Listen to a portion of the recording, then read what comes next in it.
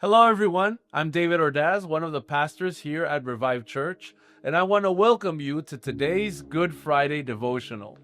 We are going to be diving in Isaiah chapter 53, verse 5 through 10. And even though I'm going to be highlighting some of the verses here, I want to encourage you to take the time to read it calmly at your own pace. In this passage, a few things are going to happen. But the main thing is that the prophet Isaiah is revealing to us what is happening in the spiritual realm when the crucifixion is happening. We are going to see that Jesus is at his peak, is at the apex of his ministry, and we're going to understand what God's will was for this moment for humanity. So let's get started. The first thing I want to highlight is what is going on with Jesus. Everything that is happening to Jesus in this moment. There are 8 key words that I find in this passage. For instance, wounded, crushed, punished, bruised, oppressed, afflicted, cut off, and stricken. We see something important going on here. Because what is happening to Jesus physically is what sin does to our souls spiritually. And so we get a clearer picture of what sin is all about and why this battle had to happen. Why it could only have been Jesus that could defeat sin and death. As we continue with the story, we read a very powerful verse. A verse that sometimes is hard to read and to understand.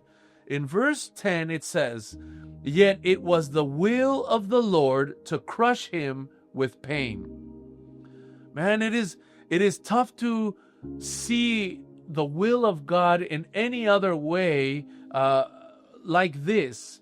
We seldomly think of God's will as a painful thing. We usually want to think of God's will as a happy thing, as a joyous thing, as a blessed thing. But us as humans can't really understand the fullness of God's will.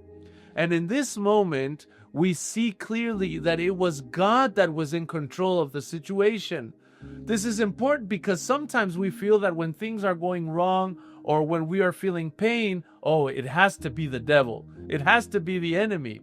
But no, God is always in control. And when it is God's will, there is always purpose to our pain. And so we find out what the purpose to that pain was in the second half of verse 10. It says this, "When you make his life an offering of sin, he shall see his offspring." What is this offspring all about? What was the purpose of this pain? Well, the offspring is the church. The offspring is you and me. It was through this pain that the church of Jesus was formed. And till this day, not only are we still here, but we are thriving.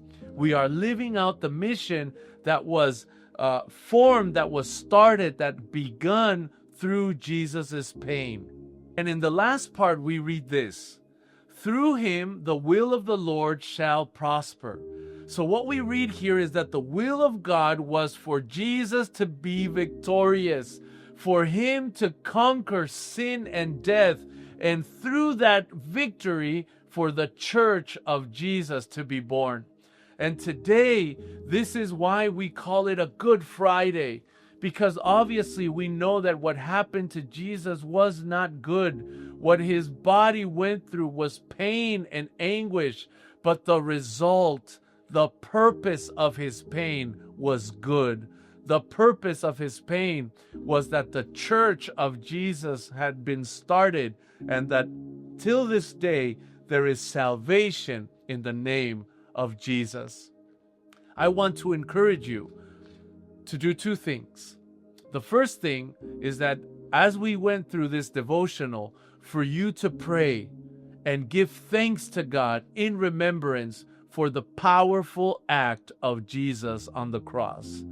And the second thing I want you to do is to pray and to intercede for your friends and your loved ones, the ones that you know that need Jesus in their lives, the ones that maybe you have invited to come to our Easter Sunday this Easter. I want to encourage you to attend our service where God shall be glorified and where we will celebrate the victory of Jesus. I'll see you on Sunday.